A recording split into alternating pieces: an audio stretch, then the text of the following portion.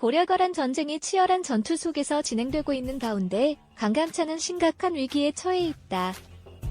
이번 전쟁에서 고려는 몽골의 치압과 내란으로 인해 막중한 압박을 받고 있으며 강감찬은 그 중심에 서 있는 인물 중 하나로 큰 부담을 느끼고 있다.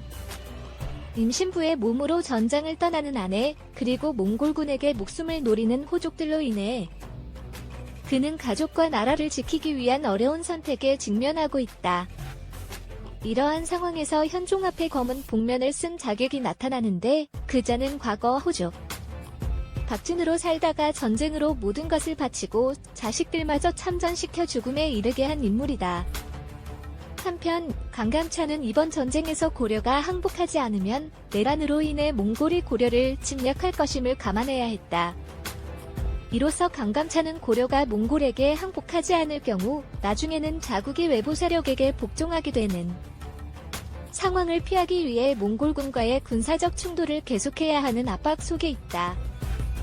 전쟁의 흐름에서 강감찬은 충주로 향하려 했으나 그곳은 이미 몽골군의 강력한 압력으로 살아남기 힘든 지역으로 변해 있었다. 그 결과 외적인 적들을 물리치는 것뿐만 아니라 내부의 호족들과의 갈등을 통제해야 하는 중요성을 깨달아 나주로 향하게 된다. 이에 강감찬은 나주에서 입지를 다진 전라남도로 향하게 되는데 나주는 전쟁이라는 혼란스러운 상황에서도 중요한 핵심 지역 중 하나로 남쪽의 주요 도시 중 하나였다. 그러나 몽골군의 압력으로 몽진이 나주까지 확산되면서 강감찬은 죽거나 굴복하지 않는 한길을 돌아갈 수 없는 상황에 처해 있다.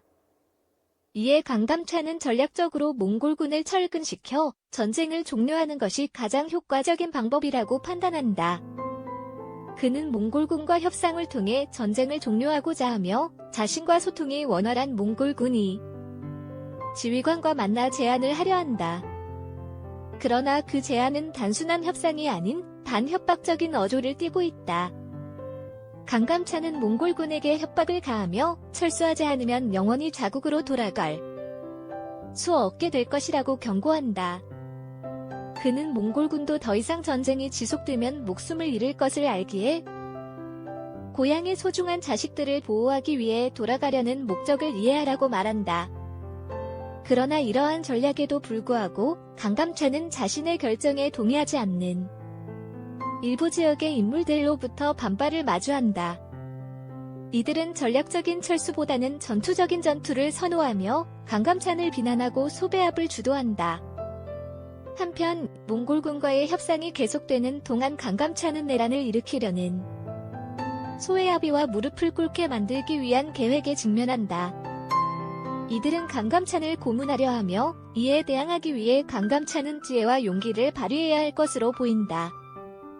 고려거란 전쟁이 혼란 속에 계속되는 가운데 강감찬은 그의 지도력과 전략적인 결단력을 통해 어떻게 이 위기를 극복할지가 중요한 과제로 다가왔다. 지금까지 우리가 알고 있는 역사적 사건에 대한 긴장감 있는 전개를 지켜보며 강감찬이 이 어려운 시기를 어떻게